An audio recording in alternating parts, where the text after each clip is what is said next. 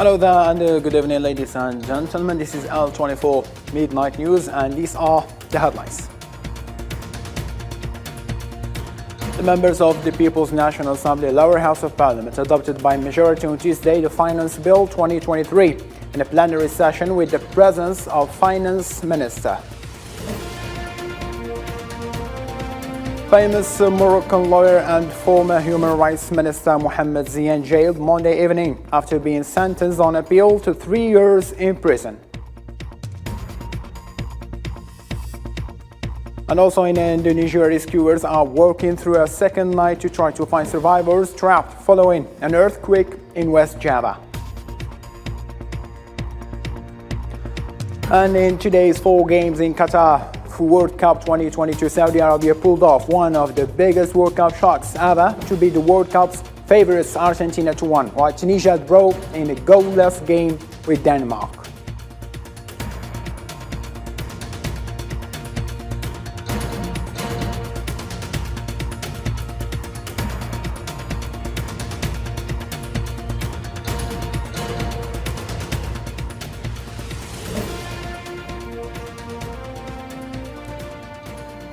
Hello there and welcome. Starting from Algeria on Tuesday, deputies of National People's Assembly approved by majority the draft finance law for the year 2023.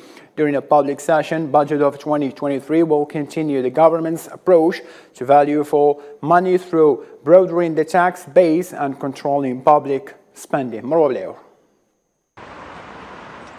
Algerian Lower House of Parliament on Tuesday approved the draft budget law for the coming year. The preservation of purchasing power is one of the main points of this draft. The aim is to alleviate the impact of high inflation on households. Around $100 billion budget will be devoted to management, in particular expenditure and salary increases. For the Algerian government, the salary review is essential to stimulate growth by creating demand for business and even attracting investment. The draft of the 2023 finance law proposes a series of measures both in terms of investment support and in the tax sphere, as part of a new budgetary approach centered on objectives for greater efficiency and transparency. The text of the law anticipates a growth rate of 4.1%, an inflation rate of 5.1%, exports of $46.3 billion, imports of $36.9 billion, and exchange reserves of $59.7 billion. The 2023 budget is based on a reference price of a barrel of oil at $60 and a market price at $70. The expected revenues for the year 2023 are estimated at 7,901.9 billion dinars, while the expenditures are estimated at 13,786.8 billion dinars, of which 9,767 billion dinars are operating expenses.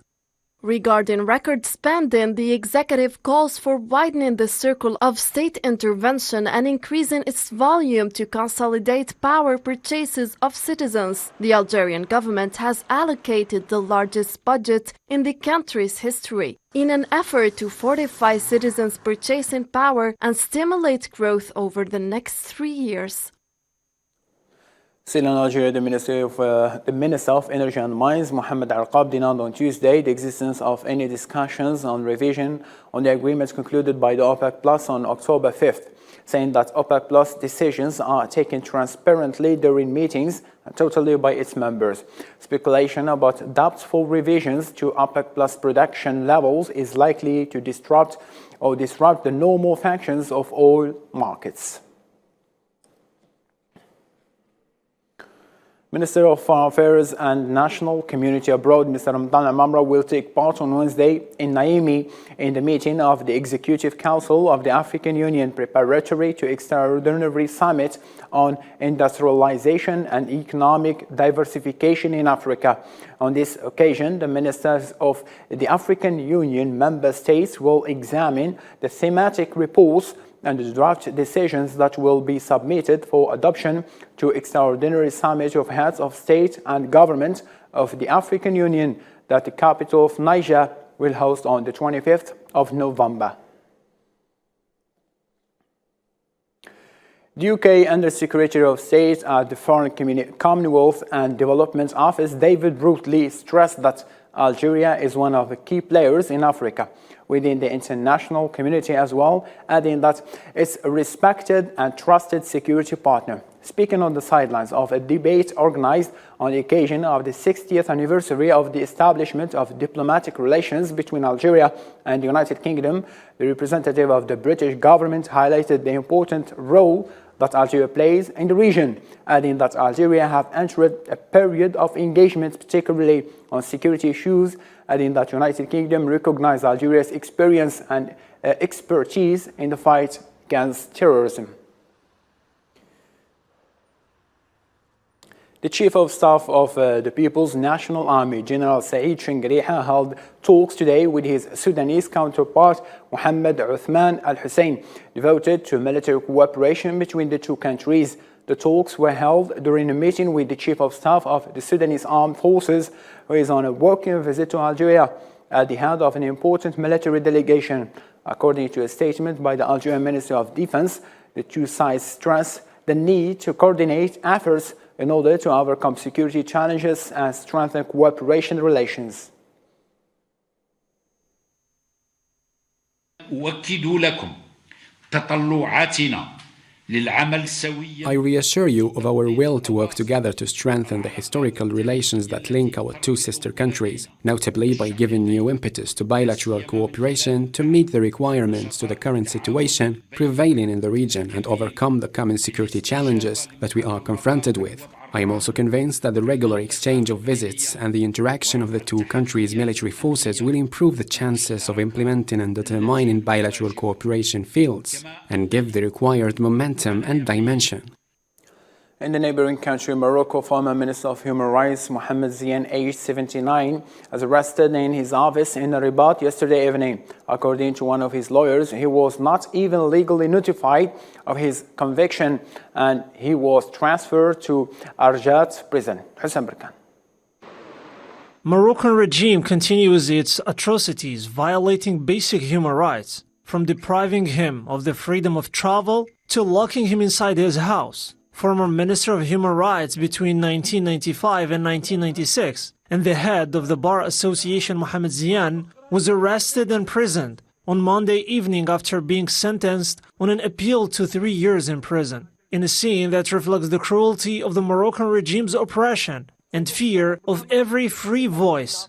More than 20 security personnel carried out an operation to arrest the 79-year-old human rights activist, known for defending prisoners of conscience, with flimsy charges and without appearing before the trial panel and giving him the opportunity to defend himself, as confirmed by his son and lawyer. The Court of Appeal sentenced him to 3 years in prison in February of this year, a ruling that was not appreciated by the family or the Moroccan activists, who saw it as a political revenge from King Mohammed VI for criticizing his long absence and his interference of court affairs from distance. The activists categorically denied all charges against him and considered them as an insult to the judiciary and statutory bodies that are trying to falsify facts in a way to tarnish his image. For its part, the Moroccan Committee for Support of Prisoners of Opinion said that they were extremely shocked and that his appeal trial was held during a single hearing without giving Mohamed Zian the opportunity to defend himself. Founder of the Moroccan Liberal Party and senior civil servant, Mohamed Zian made himself known for his statements critical to authorities, in particular the Moroccan monarchy. Still in Africa, the Malian transitional government announced it would ban all activities carried out by the non-governmental organizations operating in Mali on funding with the material or technical support of France, including the humanitarian field. The interim Prime Minister, Colonel Abdoulaye Maiga, justified the decision in a statement posted on social networks by the recent announcements by France that it had suspended its official development assistance to Mali. An improvised explosive device detonated on the road to Timbuktu, Mali on Monday morning, injured 3 UN peacekeepers. The UN condemned the attack and wished the peacekeepers a speedy recovery. The mission, suffering a high rate of casualties, is also affected by mainly Western countries withdrawing their forces from MINUSMA.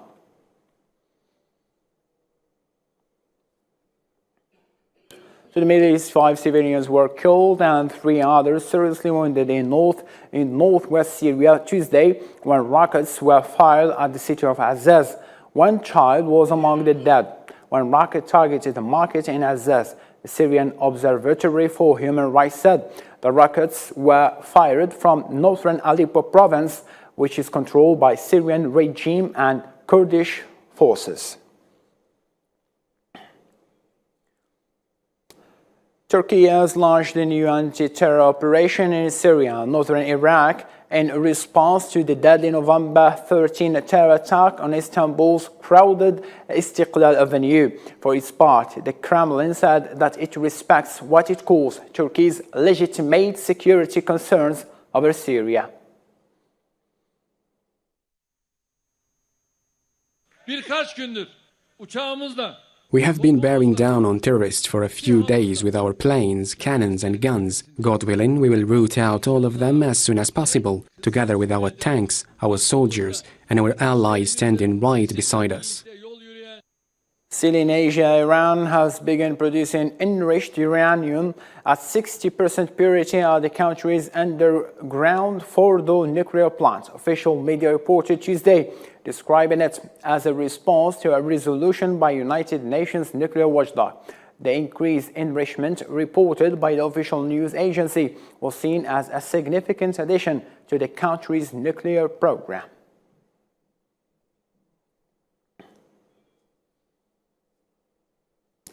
Kremlin said on Tuesday no factional progress had been made towards creating a security zone around the Russian-controlled Zaporizhzhia nuclear power plant in the southern Ukraine. This letter was rocked by shelling on Sunday, drawing condemnation from the UN nuclear watchdog, which said such attack risked a major disaster.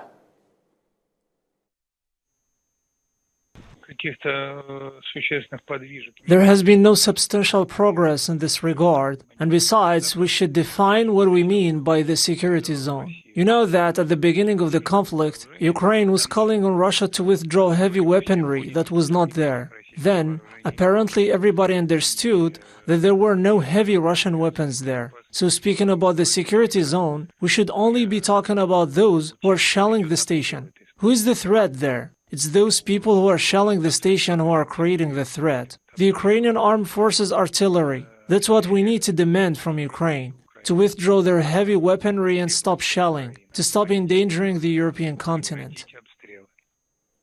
Russian President Vladimir Putin and his Cuban counterpart Miguel Diaz met on Tuesday and they have talked about the sanctions imposed by the West on both countries. The Russian president added that Russia has always supported and still backs the Cuban people in their struggle for independence and sovereignty. The two leaders unveiled a monument to Fidel Castro in Moscow in a ceremony.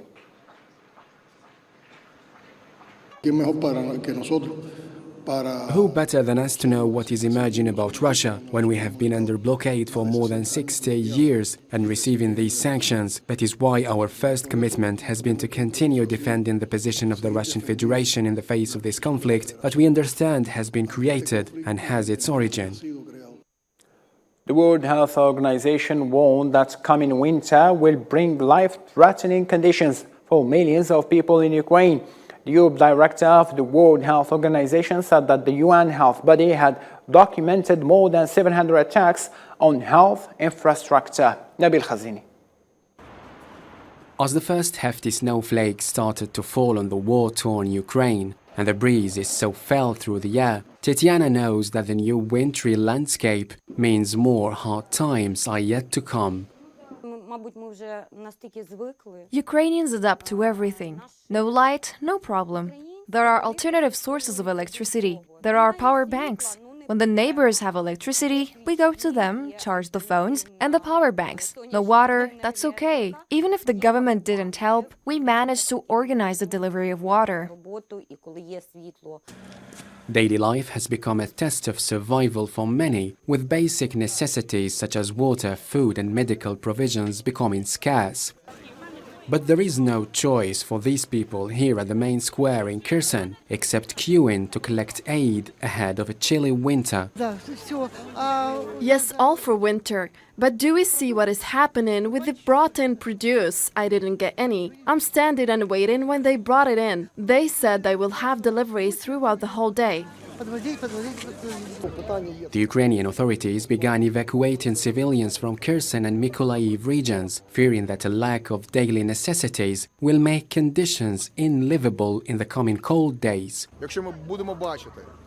If we cannot resolve utility problems and we see that people cannot remain here, of course, we will make the decision to evacuate people. But for the time being, we will do everything to get the city back to life.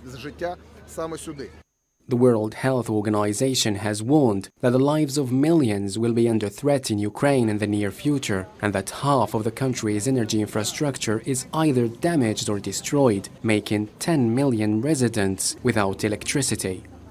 Put simply, this winter will be about survival. WHO has so far verified 703 attacks on health since the war began 9 months ago. The conflict in Ukraine continues, and with it, the struggle of people across the country keeps mounting, though life continues and small businesses started to resume. And from Ukraine crisis to Spain inflation, more and more people are turning to food aid, and the situation there is getting worse day by day. That's all this report by Marim Zian. These families aren't queuing outside for Black Friday sales. They're waiting for the turn to collect food aid. Some of them have permanent jobs, but because of soaring inflation, it is impossible for them to make ends meet. No, that's never happened to me before. It's only now since I can't find any way to survive. Every weekend, thousands of people wait in line at various places in the Spanish capital to get food assistance. This is really serious. The situation is getting critical. Food has really gone up. We are getting a little help to pay for transport, but I would rather pay for transport properly but have stable food prices. But what can we do about inflation? Since the outbreak of the COVID-19 pandemic, the so-called hunger queues sprang across Madrid. But since then, the phenomenon has only got worse, with months of skyrocketing inflation and unemployment. According to Spain's National Statistics Institute, food prices rose 15.4% year-on-year in October, the worst figure for nearly 30 years. The price of sugar even jumped by 42.8%, and vegetables by 25.7%. Mass protests erupted in the country since the start of the cost of living crisis, demanding solutions and higher pay from the government. According to a study published in early 2022 by the University of Barcelona, 1 in 7 Spanish households is faced with food insecurity due to a lack of access to healthy and nutritious products. Few see the situation improving in the short term in a country faced with chronic precariousness. China on Tuesday said that U.S.-Philippine cooperation should not harm the interests of other countries. This comes as U.S. Vice President Kamala Harris visited the western Philippine island province of Palawan on the edge of the disputed South China Sea. The rare visit came as another show of support for the Philippines 1 day after the Vice President vowed that the United States would respond to any potential attacks on the island.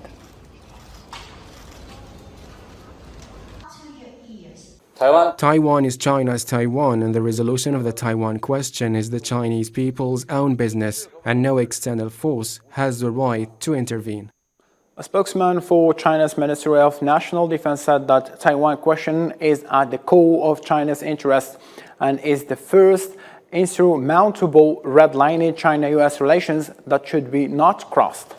The remark came after Chinese State Councilor and Defense Minister met with the U.S. counterpart in Cambodia on Tuesday. State-to-state exchanges and cooperation should help enhance mutual understanding and trust among regional countries and help maintain regional peace and stability rather than targeting or undermining the interests of other countries. We are not against normal interaction between the United States and the Philippines, but such interaction should not harm the interests of other countries. Rescue teams search for survivors amid the devastation caused by an earthquake on the Indonesian island of Java that has already left 268 people dead, more than 1,000 injured, and perhaps many trapped under the rubble. Most of the victims of the 5.6 magnitude earthquake, which occurred 75 kilometers from Jakarta, were crushed to death by collapse of buildings. The governor of West Java reported that many of the victims are children who were at school when the earthquake struck.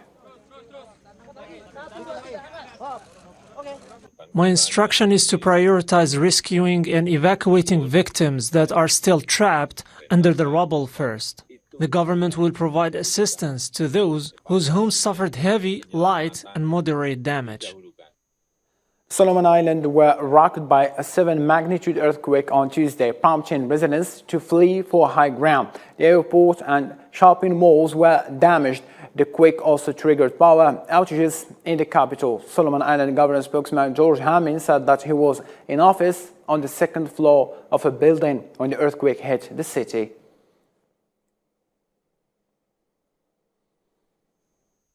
In Honiara this morning, there was a 7.3 magnitude earthquake at 10-kilometre depth. There are reports of aftershocks. All staff of the Australian High Commission are safe. There are no known injuries, but the roof of the High Commission Annex has collapsed, which would point to likely damage throughout the city. And now for more international news, let's follow this roundup. South African civil servants marched to the country's national treasury in Pretoria on Tuesday to pressure the government over a wage dispute. Wage negotiations between unions and the government collapsed in early October, with the government subsequently saying it would unilaterally implement the 3% increase outlined in October's midterm budget. Negotiators from the Colombian government and leftist guerrilla group, the National Liberation Army, began peace talks on Monday, the first major step in President Gustavo Petro's efforts to end nearly 60 years of war. Petro, the former member of the M19 insurgency, who took office in August, has promised to bring total peace to Colombia by negotiating with rebels and crime gangs involved in drug trafficking and illegal mining.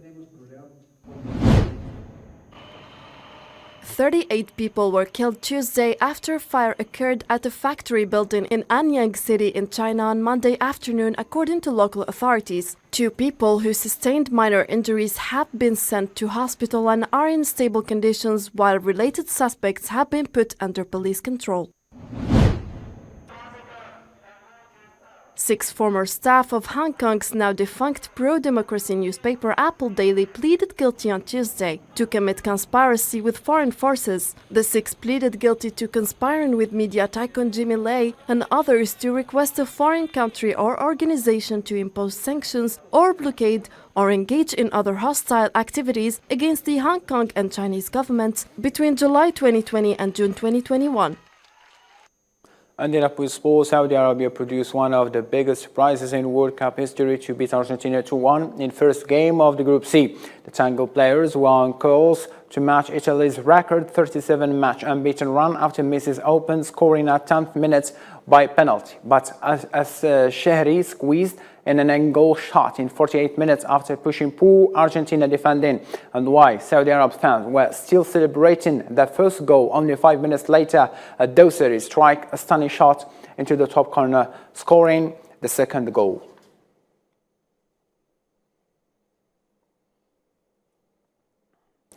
And now in the other 3 games, Denmark and Tunisia scoreless draw in the Group D, which was the first goalless draw in the 2022 World Cup. Denmark next face holders France on Saturday evening, while Tunisia played Australia earlier that day at 10 a.m. To another group, Robert Lewandowski failed to break his World Cup curse when he saw a second-half penalty saved by goalkeeper Guillermo Ochoa in another goalless draw with Mexico in the opening Group C. The results leave Saudi Arabia as group leaders.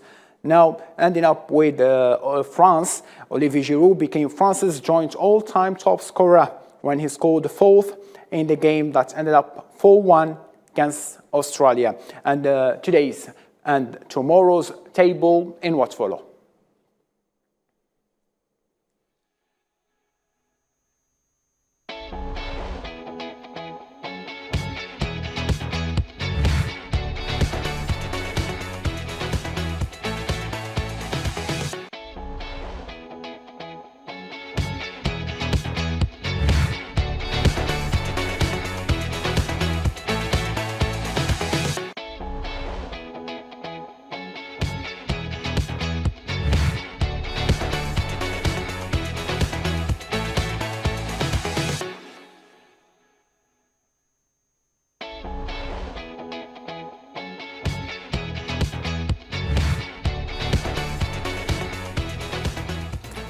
Ladies and gentlemen, thank you so much for being with us. For more updates, you can follow our social media platform as well as our 24 official website. For now, good night.